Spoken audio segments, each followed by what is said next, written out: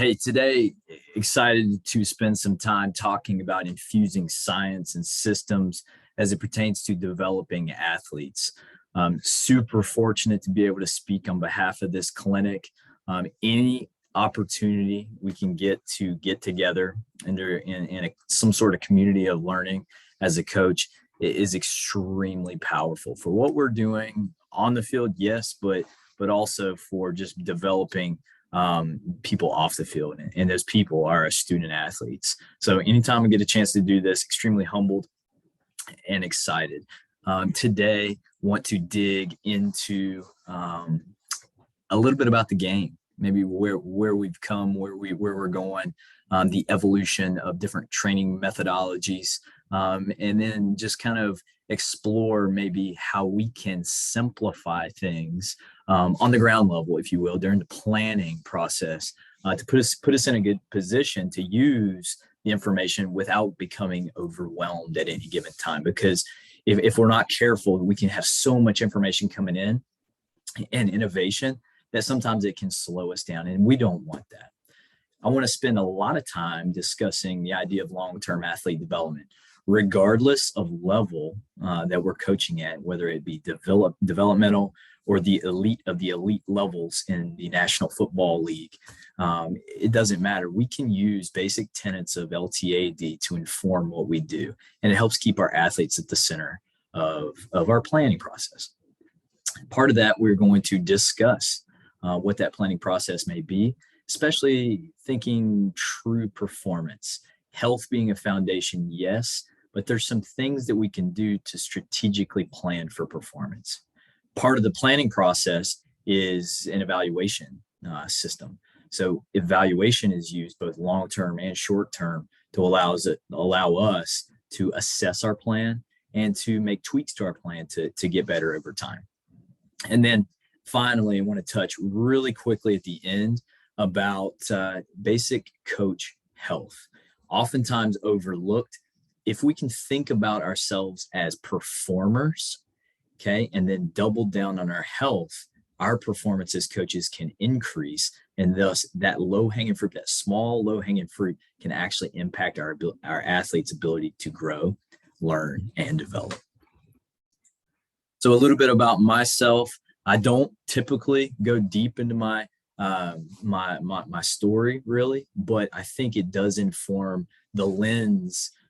It speaks to the lens in which I'm going to talk from. It's going to speak from a coach. It's going to speak from an on-the-field coach, a strength coach,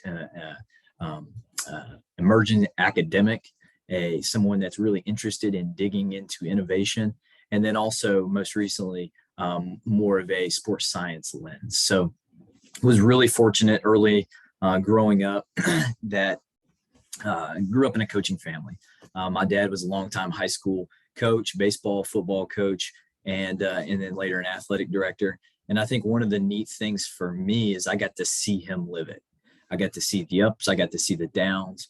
I certainly was excited about the things on the field because I was an athlete myself, always tagging along and following and learning and, catching balls and putting up shots in the gym in the summer when he was doing teacher work days and just little things like that. But maybe more importantly for where we sit today, I got to see him interact with his kids, his students, his athletes, the parents that were involved in the process, the fundraising, the travel, the bus driving, all that. I got to see that coaching is so much more in a good way than simply the X's and O's. And I'm not discounting the tactical side of the game.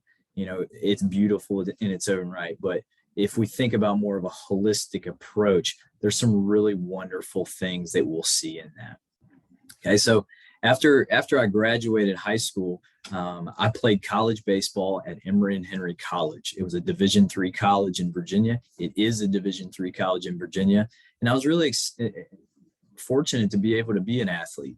As an infielder, and I was able to continue to compete for another 4 years, learned a lot of things about myself, learned a lot of things about working hard and not being the guy, or even one of the guys, just coming, finding my way off the bench, getting a couple at-bats over time, and then really battling my way into the starting lineup, getting pulled out of the starting lineup, building resiliency to get back in. Being a student athlete is really neat. It's not a necessity, but it does give you a little bit different lens on coaching later on. Also, my 4 years at Emory, I was able to work in the football office. So my freshman year, I actually started in the equipment room, and I did a lot of laundry. I did a lot of equipment. The new Revolution football helmets had just come out, so I had the ability to learn that new system, and that was pretty cool. I can't say it was always fun. If you've been around a small college program, rosters are large. You have a JV roster, so there's a lot of laundry to do. But the neat thing about that staff is they allowed me to really start taking on more responsibility. And as a health and phys ed major, I didn't have a lot of studying to do. So my studying was staying in the football office, learning how to import film, checkerboard film, the wide and the tight, how to write recruiting cards, how to rack weights in the weight room, how to clean, how to be detailed, and how to basically own my job. And I absolutely loved that. Toward the later parts of my undergrad career, I was able to coach a little bit of ball, coach some tight ends, studied under a couple coaches that coached on the offensive side of the ball. And it allowed me to develop my coaching voice. It allowed me to fail with a mentor. It allowed me to coach peers. And I think really going back, those very first coaching experiences allowed me to really develop who I am now. I think the more times we can coach, it's practice. Just like our athletes have to practice, we have to practice as coaches. And doing that at a younger age really helped me a lot. I did fall in love at that point with the weight room. I saw a lot of parallels between what we were reading and learning in class with what we could do with our student athletes. So that moved me to West Virginia University. Passionate about strength and conditioning, enrolled in a graduate degree program, a doctoral degree program in athletic coaching education. I studied under Dr. Kristen Diefenbach, fantastic mentor for me, really held me accountable for, again, being detailed in what I do, but it forced me to learn things that were out of my comfort zone, how to research, how to find innovation, how to see how it fits into my philosophy, how to learn things from all over the world, not just in sports stateside, but what's happening in Europe, what's happening in Australia. Everywhere has this really unique way of developing athletes, and that really helped me grow in that area as well. When I was at West Virginia, I also had the chance to coach at a bunch of high schools.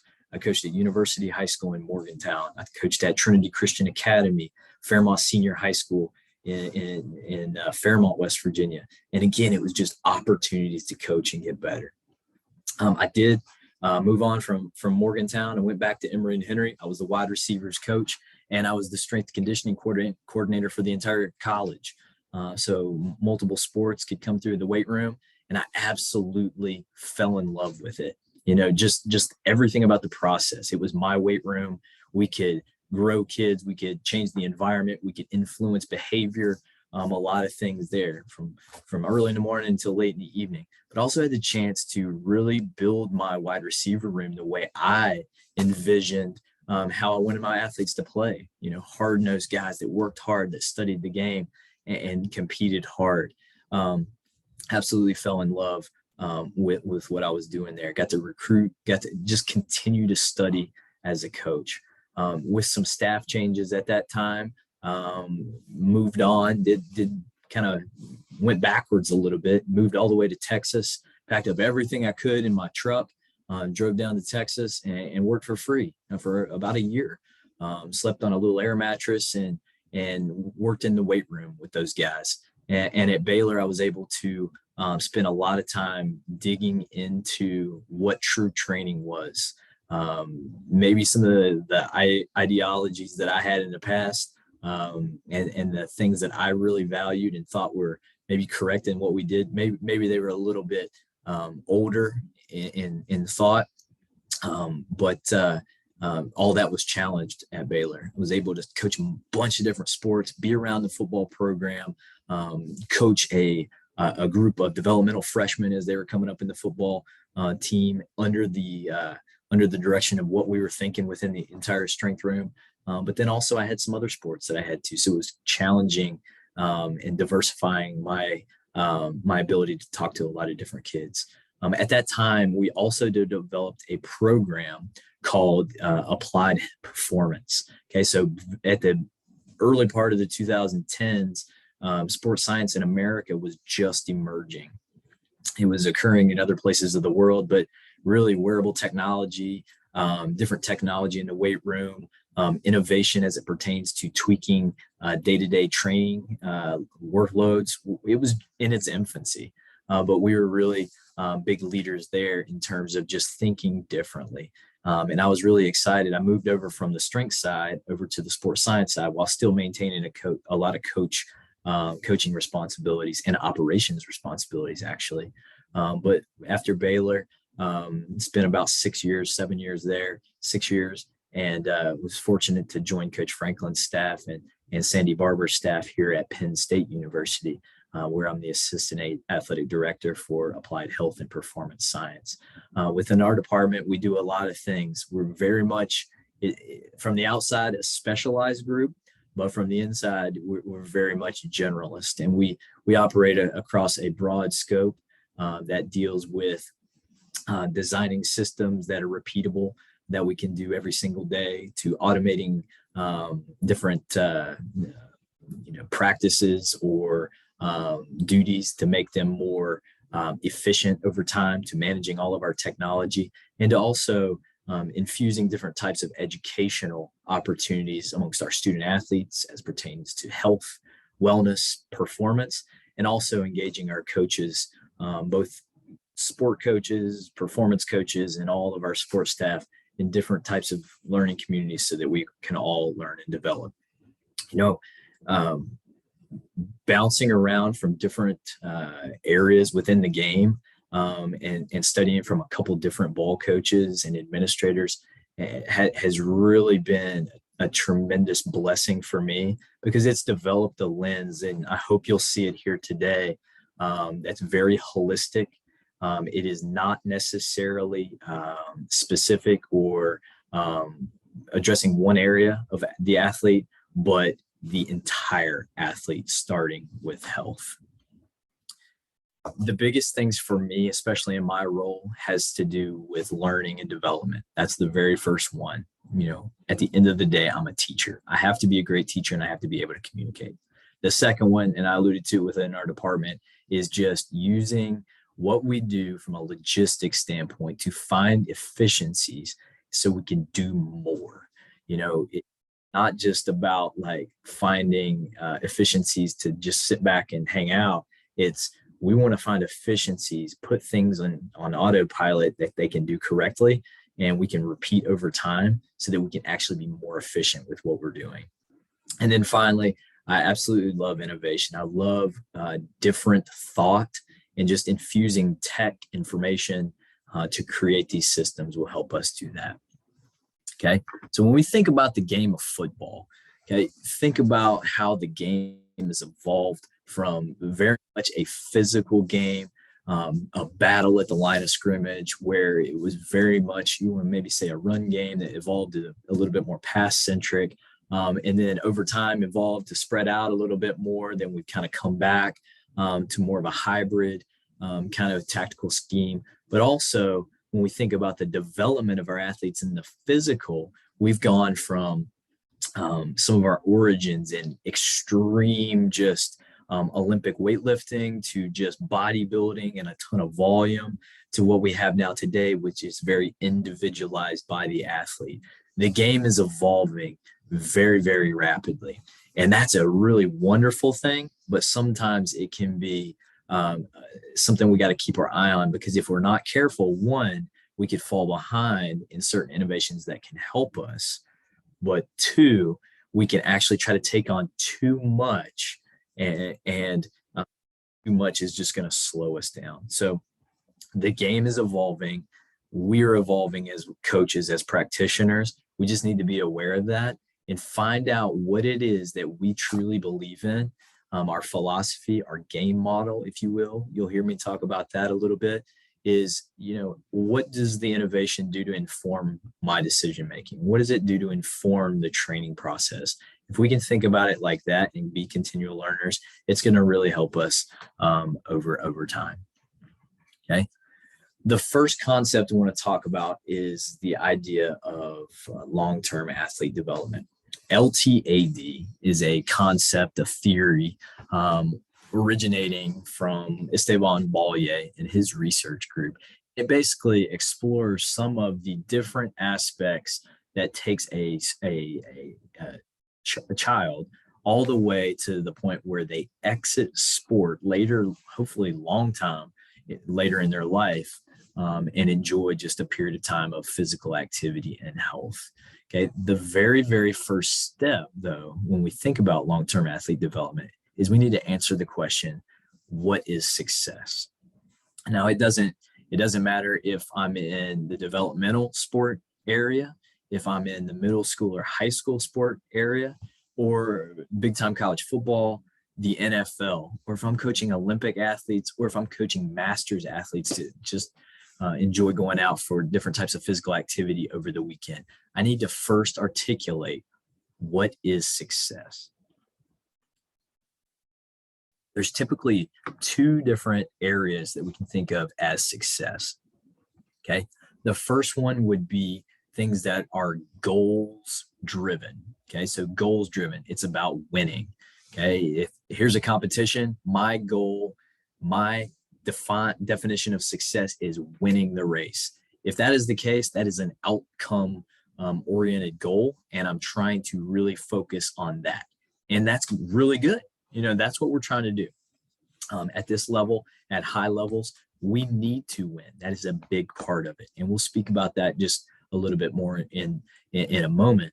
But when we know exactly what that goal is are we really striving to win? That can inform what we're doing later on. The second type of success could be simply just a focus on process. So maybe I still am interested in winning, but I'm more interested in personal development or fulfillment, or maybe just the chase that is health.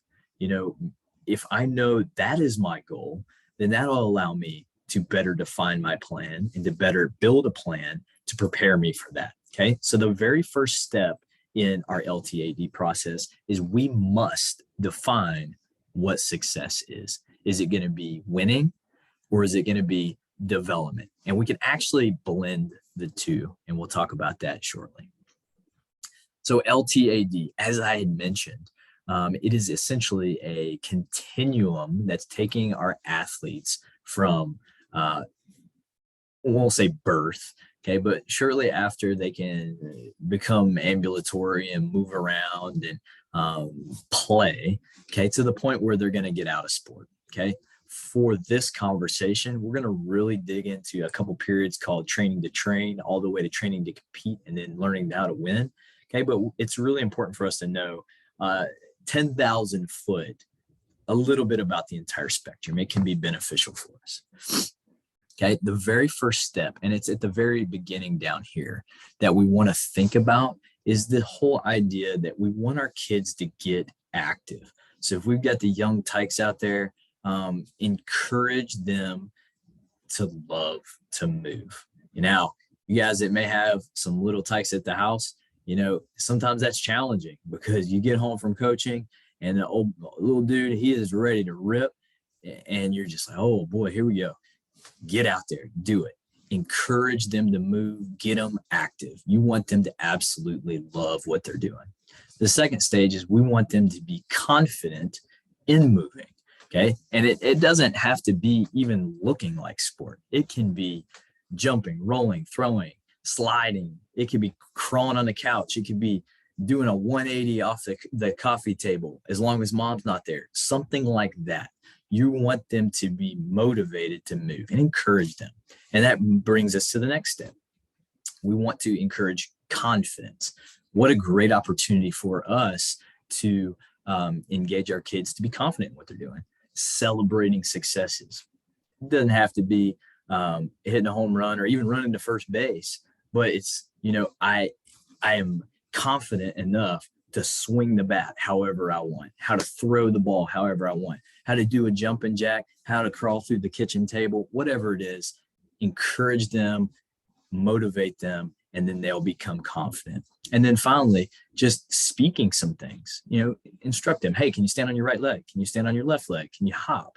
When they start to do that, they start to understand how they're moving their bodies over time, and they become more competent in moving. A couple different areas here too is this is some of the first steps where we can start to infuse a couple different aspects. So in sport, later on, we'll talk about there's many different aspects of our student athlete development. Here at this level, that there exists multiple aspects as well. One's the physical aspect, moving, enjoying movement. The psychological would be just understanding that you're not always going to be successful when you jump off the coffee table. It's getting back up there, being motivated to do it. The social aspect, getting them involved with a bunch of kids in daycare and play, at the playground, at the training facility if you can be around. And then finally, the cognitive aspect would be just understanding at a very low level what the different aspects of moving is, maybe the names of them, just letting them create some ownership. But this step right here should be all about fun. And what you'll find too is you can infuse a lot of this into later stages as well. Now, I spent a lot of time on the physical literacy because it does offer such a great foundation. But throughout an athlete's career, there's other developmental landmarks and milestones that we can really approach. So starting with the active start, that's where physical literacy would be developing. Fundamentals, it's just a little bit more, not intense. That's not really the best word here, but just a little bit more prescribed exercise where maybe you would have, hey, try this soccer ball today. If he or she dunks it in the hoop, it doesn't matter. It's a different implement. They're playing. They're learning some fundamentals of some basic motor skills. And if you can keep it fun, they'll try some different things. So instead of like teaching a kid how to bound or skip, just give them a ball and then show it to them and see if they can copy you doing something that's fun. Keep it engaged in learning. And the next step is they get a little bit older, and oftentimes you'll see different things occur faster amongst males and females on this. So the age ranges are slightly different. But at this point, we're learning a little bit how to train.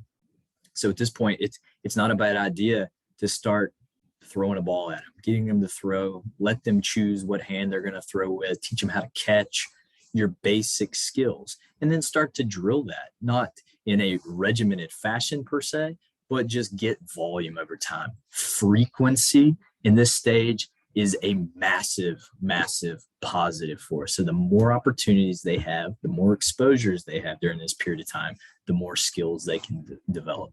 Okay. As they get to this green stage here, training to train, that's where a lot of our kids are going to be starting to participate in maybe 2 to 3 different activities they've really kind of taken a kin to.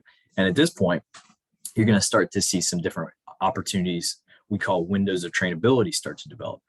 That's where if we are engaging in sport practice, if we're engaging in a robust physical education program, we can start to develop basic coordination skills, basic strength and locomotor patterns, where we're coupling now the ability to handle the movements that we developed earlier on with maybe a little bit more advanced force production, not like lifting a ton of weights, but just becoming stronger in myself. Okay. And then some of these other things too, with my sport specific skills, maybe you got a kid that's playing a little quarterback, maybe he's playing some wide out and some safety. So now, excuse me, from the tactical side, you're taking some of the physical, he's understanding how his body moves in space, but now he's starting to develop the idea, the concept of leverage, understanding an opponent, ball trajectory, how I'm going to reach up and find the ball at a high point, starting to develop some of these sport specific skills. The blue phase, we start to infusing some competition. Maybe we put a little bit more value on winning. Okay. Whether it's in a controlled setting, like a practice, a specific practice period, or even competition. At this point, it's important to teach that winning is important. And what I don't want to get lost in all this is the fact that winning is important. Sometimes winning is not emphasized enough. It is very important for us to win. Okay. And when we're doing that, that's allowing us to set the process forward and to stay true to our process so we can continue to get better so we can win. But at this position, at this stage too, when we're thinking about competing, maybe some of our athletes have selected one or two sports and maybe one or two different positions that they're going to start to really get specific with what they're going to spend their time in. So now I'm really developing my ability to develop as a receiver. Conversely, on the other side, maybe I'm playing a little outside linebacker. So now I understand how to attack downfield as a wideout, but also how to maintain leverage, bounce around, and to play the field. Okay, so I'm starting to go from really wide range of athletic exposure to a little bit more specific. Now, I'm not saying specialize at this point, but this is what we're starting to see where we start to get a little bit more specific to what we're doing. What we're going to see here now is when we get to the train to win stage. And again, these ages are going to be slightly different for everybody. That's where advanced level to high school, college, certainly the NFL, at that point, every single thing that we do, even in terms of lifestyle, health, wellness, and then obviously our trainable aspects across the entire spectrum of practice is designed to put me in position to compete to win. Okay, so when I go to practice, my main thing is I'm doing this now so I can grow and develop to win on Saturday. I'm doing this and this and this so that I can learn and develop on Friday night. And then when the lights are on, I'm going to be successful. At this stage too, this is where the point where in competition drills, one-on-one in practice, it's a great opportunity to keep score. It's a great opportunity to publicly post information about score to create some competitive advantage. A lot of people will post information in terms of physical attributes. What a wonderful opportunity to get guys and ladies competing with one another here. But the main premise here is to train to win. Everything I'm about here is I'm developing, still sticking to the process, but I'm developing so that I can win when the lights come on. Okay. And then into your later stages in their career, maybe when we're modifying some certain things to keep our athletes fresh, their pressure needs to come from holding them accountable for winning.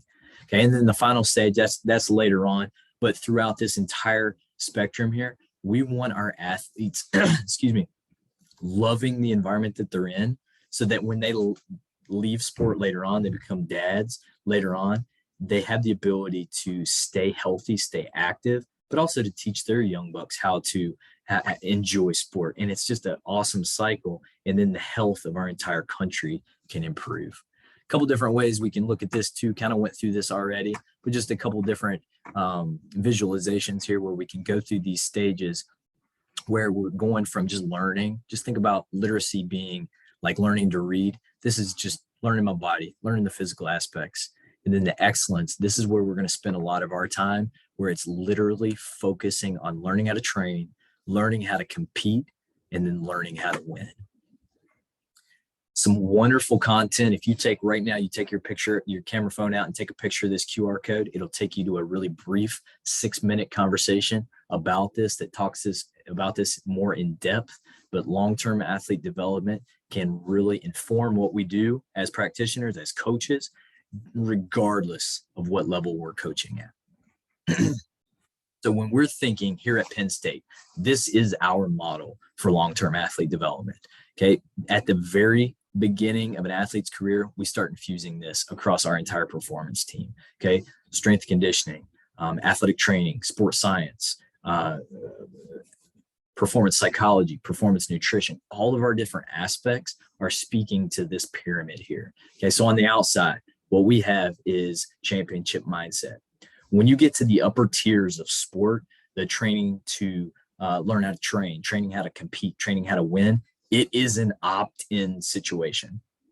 If a kid does not want to know how to compete, doesn't want to know how to train to win, he or she's not going to do that. They have to have a championship mindset to be able to enter into the things that we can actually influence and train. Okay. Then you go to the bottom of the pyramid, our health and wellness.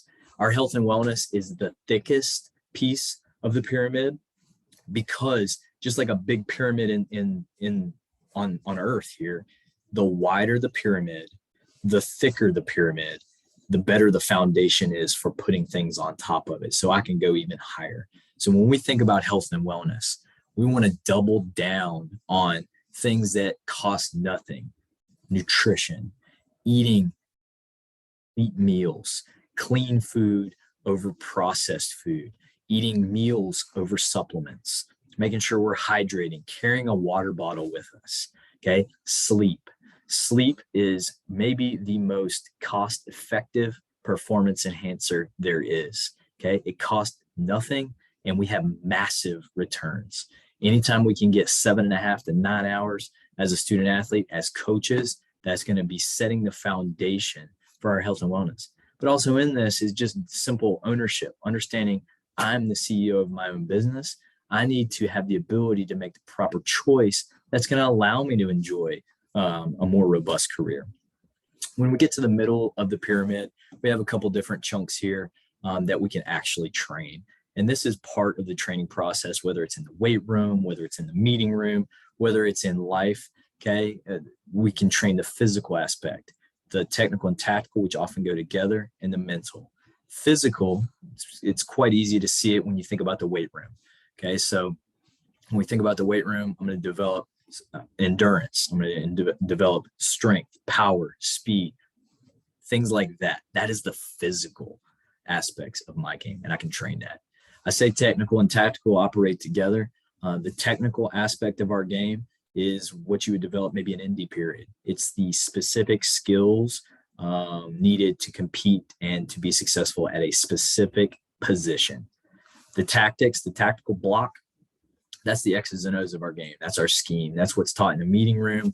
That's understanding ball. That's learning how to love the game. That's learning how the history of the game influences where we are. It's learning how football exists in this entire pyramid. It's learning the game. And then the mental aspect. Oftentimes we don't spend enough time on this aspect, but the mental aspect of the game is confidence. It's motivation. Things that were developed a long time ago in the physical literacy aspect. It's having the ability after a good day to clear it and come back the next day. It's having the ability to have a bad day or a bad play, a busted coverage, and to clear it and line back up against that wide receiver with 107,000 people around us. That's the mental block. And what we're all chasing, okay, our goal, our primary outcome that we're all after is the idea of high performance. High performance is consistently executing my job at a high level. If we can break it down like this into our entire LTAD approach, that'll help us be successful over time. We'll segue now just into a little bit of planning. Okay. I'm just going to throw some different examples up here. It's not really specific, doesn't come from one specific area, but it's just a couple different examples. Okay. So we know where we're heading. We know what we got to do. We have our goal. We have our game model, our philosophy as coaches. Now, how do we do that? We put a map out and we start to map out our plan on how to get there. That is a massive target for us as we go. As we plan, okay, I had mentioned a second ago, we have a lot of different departments here. We got strength, we got the ATs, we got performance science, we got performance psychology. When we're planning, we got to be very cautious to make sure we're not pulling the athlete apart. Okay, this mechanical duck, it's a classical picture of a machine, a simple machine that you could take apart and put it back together and it's going to work again. Our athletes don't work like that. If we pull them apart, they don't always go back together the same. Okay, so we need to put things together and operate in unison. So sometimes things can go together and that develops a bigger engine, a better athlete than we would if we train things in isolation. Okay, we essentially have is an ecosystem. So as opposed to the mechanical duck where it's just a bunch of parts, what we have when we're developing an athlete is we have a big pond where we have organic things, inorganic things. We got rocks, trees, sunlight, things that eat things, bugs. If you take away one, something else is going to be impacted.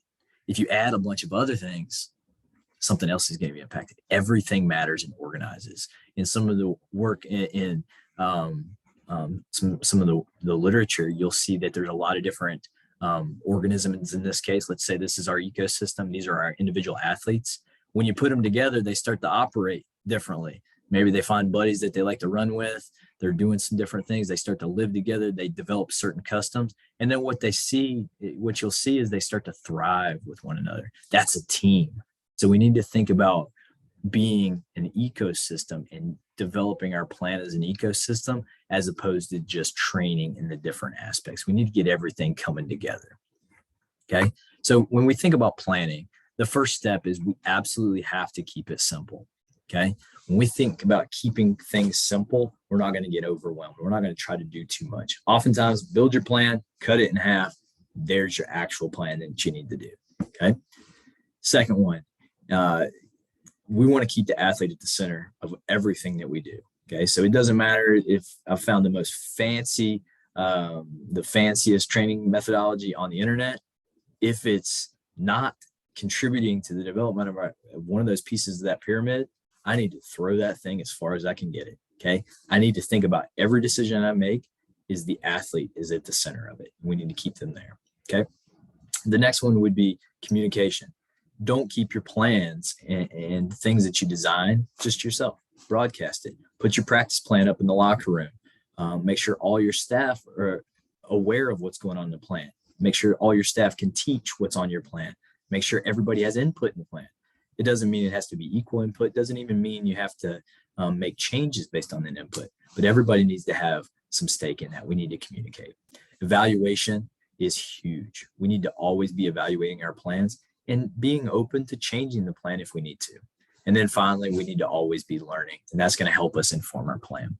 Here's a couple different types of examples of some of our plans. This may be a long-term plan here, like an annual plan was what we would call it, essentially like 52 weeks mapped out over the course of a season. It just allows you to see it very linearly. So I can see where different roadblocks may exist and I may need to pivot over time. This would be an example of a block plan. So maybe you take 8 weeks here and put it a little bit more vertically. And now I can make some adjustments here. But basically, when we think about planning, it doesn't matter what your plan looks like, provided you have a plan, provided you share the plan. Okay. Now, once we have the plan, let's make sure we can find a way to evaluate it. And again, you can have different types of evaluations, from simple after action reviews or debriefs. We can use an ecological evaluation. I mentioned the ecosystem a minute ago. You could break it into those components. It could just be basically taking small little nuggets of data. It could be just total duration with a stopwatch, or even asking your athletes, how hard do you think today was? And then finally, at the end of a season, at the end of a training block, maybe we do a block evaluation. Okay. So when we think about maybe an after action review, post practice, coaches come in, we sit on the couch for a second and we just talk what went well, what went poorly, watch some tape and we just have a conversation. That after action review allows me to compile notes and make changes for tomorrow. Okay. Our ecological breakdown, as I alluded to with the ecosystem, okay, our 3 different components of our ecosystem as it pertains to the literature is the athlete, is the intersection of all these, but the athlete, the task, and the environment. So if I'm doing an ecological breakdown as a coach, I get my clipboard out and I see my athlete cue here, and I just take notes. What did I observe today subjectively that went on with my athletes? Athletes were ready to play, started fast today, operated with a great sense of urgency. Or the other side, hey, we're a little bit late to practice today. Don't know if we were ready. Athletes didn't have ankles taped, whatever it may be. Write that down. Your task, what was on the practice plan? Okay. Today was a heavy install day. Today was a full speed day. Today we wore spider pads and helmets only. Maybe today was red zone. Maybe today we were opening it up for a lot of high speed yardage, whatever it is, write that down. And then for our environment, what was the weather? What was the field surface? Were we indoors, outdoors? Was there construction going on? Was there, were we home? Were we away? This allows you to just start to organize your notes. Okay. When we think about auditing our training plan. So we're very fortunate here. We have some really advanced pieces of technology to collect some information. Okay. It doesn't have to be fancy. Okay. Some of the best sports science actually occurs with things that you can collect for free. The first one being what we call rating your perceived exertion. How hard was the day? It could be a scale from 1 to 10. You could ask your athletes, was today hard, medium, or easy? And they're going to tell you, chart it over time, put a date on it. Now you know what today's overall average was per se. That's an intensity measure. Then you can take a stopwatch, simple stopwatch. At the start of practice, put it down. After practice, turn on the stopwatch, write it down. So now I have a volume metric for my stopwatch and an intensity metric for my RPE, what the athletes told me. Or if you don't want to get into asking your athletes, you can also take a coach RPE and say, how hard do you think today was going to be? Hard, medium, or easy, or scale it out 1 to 10. Now you have a volume and intensity metric, and you can start to work to manipulate that over time in your plan. Regardless of what the plan is, have a plan. Get it on paper, get it electronic, disseminate that plan to your staff, have some feedback come back, and it's really going to be helpful over time. Then finally, at the end of a training block, what went well? Ask your staff, what did they see as going well? What could we improve? What were different aspects from the program level maybe? And then from the individual position group level, what went well? And then finally, maybe what's undecided? Maybe we run it back another year, another training block, and just see how it goes. Maybe we add it or take it out later on. Write that down. A simple block evaluation can help us over time as well. Now, segue.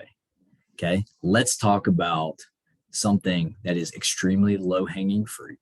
Let's talk about improving performance right now. Let's talk about the coaches in this room. Okay, I want to talk about coach health and performance. We're all advocates of improving our athlete development. We wouldn't be here if we weren't. Okay, but one thing that we can be always working on is ourselves. Okay, there's a lot of information out there now, especially in the teacher education research that talks about how teacher behavior, okay, so how teachers teach, the environments that they develop in their classroom, and then not necessarily even the content, but how they're teaching it. That influences the overall environment, how kids are engaged, the vibe of the classroom, all that, and it impacts learning. The same thing holds true for us as teachers on the field. If I can improve my behavior as a coach, that influences my environment in the meeting room, and that influences our student athlete outcomes, which is development. At the end of the day, we got to perform. We're performers as coaches, but to be a performer, we got to be the best us. You got to be the best you. So this athlete development pyramid that I talked about before, it's the same thing for us. We got to opt in. We got to have a championship mindset. I got to want to get better, not just tactically, not just, as a coach, but I got to live right. Okay. I got to double down on my health and wellness. Instead of watching a little bit extra tape, put a time frame on it, be efficient, and then get a little extra sleep. Carry a water bottle. Okay. Make sure we don't skip meals. Watch our weight. Be active. Okay. Little things like that can help us in the long term. The middle block, my physical, is my ability to move on the field. Okay. If I'm required to throw a football, I should throw a football in the off season. Make sure I'm active. Okay. If I'm required to demonstrate some drills, do some different things on the field, make sure I'm moving. Okay. Technical and tactical aspects, make sure I'm studying ball. Okay. We all do that. Okay. But make sure that we're infusing it in our plan. Engaging in some different types of mindfulness, understanding what went well today for me. What could I have improved on? What am I grateful for? That mental aspect can help me develop into a really, really robust coach. And then finally, at the top, being consistent every single day. Coach Franklin does an amazing job bringing a lot of great examples. And one of the things he talked about quite recently was just the fact that different types of coaches at different position levels, and then different coaches or department heads of different departments can't have a bad day. We have to be consistent, and that's high performance. A couple really, really neat resources that pertains to some of the things we're talking about here as pertains to coach health is the first one would be The Tough Stuff by Cody Royal, fantastic Australian rules football coach. And he talks about the lifestyle of being a coach. And then Peak is a book by Dr. Bubbs, and it's targeted toward developing athletes, but it talks specifically to what we're doing: sleep, managing blood sugar, different types of rhythms throughout my body, travel, things like that. Two fantastic resources for you. At the end of the day, I absolutely love talking about performance for athletes in terms of development, but also for coaches and teacher performance. We can always grow. We can always learn. And when you come to a community like this, where a lot of different people are learning, make sure we're connecting with one another and we follow up, because the learning doesn't have to stop here. Have a lot of great resources here for you. If you follow these different types of Twitter and Instagram handles, we put a lot of content from our department. Also the YouTube. If you take a picture of this QR code, it'll take it to our YouTube channel. We post a lot of content. All of it's free. You can share it. It's all about performance. It's about health. It's about just getting better every day. I really appreciate everybody here. Coach Franklin, Penn State football, Sandy Barber, Dan Kabbalah, everybody. Thank you for letting me be here today and learn with everybody.